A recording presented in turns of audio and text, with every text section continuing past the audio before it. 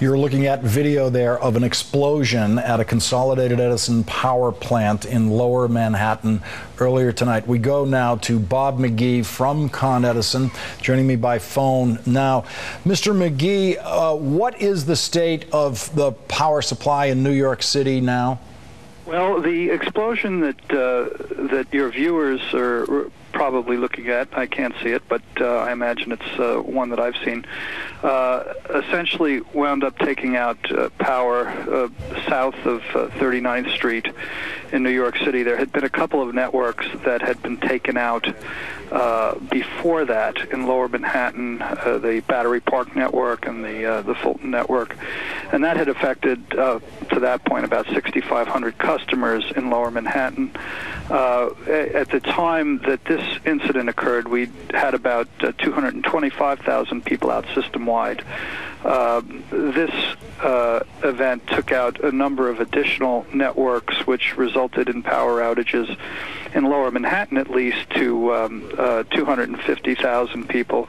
We've gotten some of those folks back. They're at about 225,000 out right now in Manhattan, but elsewhere around the system, there's substantial outages in Westchester. We've got almost 150,000 people out in Westchester, and a total of 605,000 people out in the 5 boroughs of New York City and Westchester.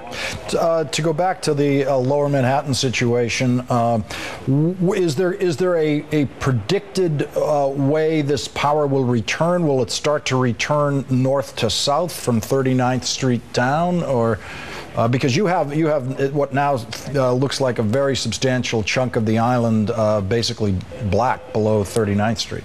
Well, it's with the exception of a tip of the southwest part of Manhattan at the Battery.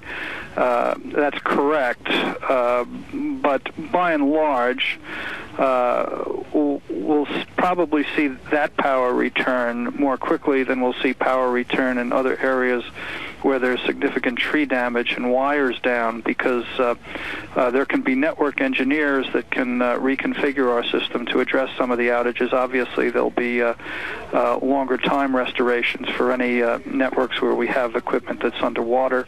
But in the outlying areas where we have wires down and trees down, and streets will have to be cleared to essentially get to those wires and address those situations, it'll probably be substantially longer. So it's fair to say that Manhattan is likely to get power back more quickly than out in Queens and other areas where it's because of downed power lines because of trees. I would say parts of Manhattan, not necessarily all of Manhattan. Those areas where substations are and facilities are underwater cannot be re-energized until such time as those waters recede and the equipment is dried out. So that's liable to take a long time in some instances to get some of those folks back. But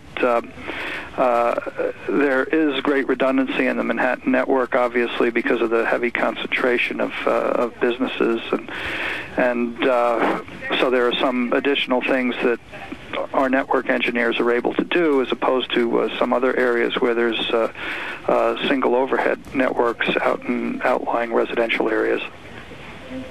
Mr. McGee, what about injuries in that explosion, or what was the effect on workers in that plant where we saw that explosion? We don't have any reports of injuries at that location. We had just received word in the last 15 or 20 minutes or so that there has been one fatality in the Brooklyn-Queens network due to a downed wire. We don't know exactly where that is just yet. We don't have all the details on that, but obviously that's the matter that's of greatest concern to us, is the safety of the public, and also of course of our own workers and the contractors and others who are coming in from other companies to assist us in the restoration. So moving ahead safely is of utmost importance. We're urging people, of course, under these circumstances to stay inside, and remember, when you do go outside, to always beware that there may be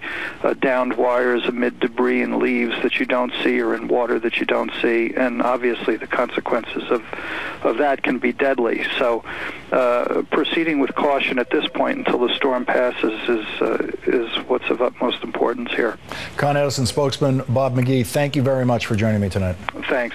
Coming up, the latest on the storm as it crosses New Jersey and continues to batter the East Coast.